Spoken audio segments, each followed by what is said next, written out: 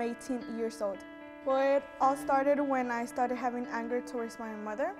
She started actually being more with my brothers, with them, you know. So when I started having the hatred, I started feeling like, okay, you know what, I don't care about them.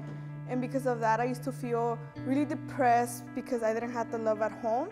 So I went outside. Outside, when I was at school, I used to find that love that I didn't have. Because all that anger I had inside of me, I had it at home, but when I used to go to school, I was like that girl that was happy, that didn't care of nothing, that whoever said something to that girl, she wouldn't care at all. So because of that, I started hanging around with the bad crowd. They started introducing me to the drugs, to the gangs. And when I started smoking, it was like one day I started doing marijuana.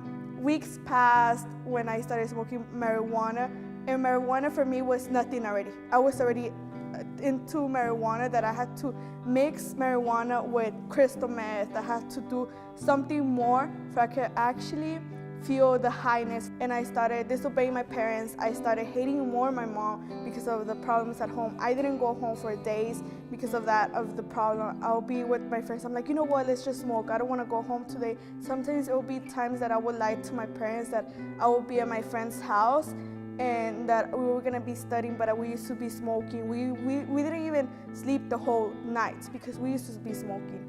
So there was times that because of that, I used to do whatever I wanted, but inside I was feeling really bad. I used to feel with so much hatred. Inside I used to feel lonely, and besides that, I used to feel like if I was nothing.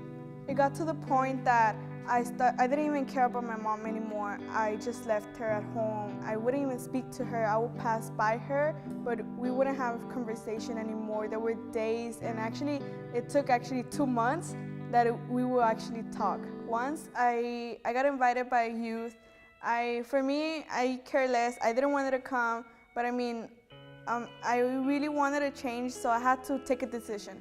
I came to the youth group, and when I started seeing the youth actually being more motivated, being more enthusiastic of like not any type of youth out there, you know, when they wanted to do whatever. When I had friends, you know, like I had those friends that they just didn't care of their life. But when I saw the youth here, they started actually welcoming me. Like they told me what did I like. They actually cared for me.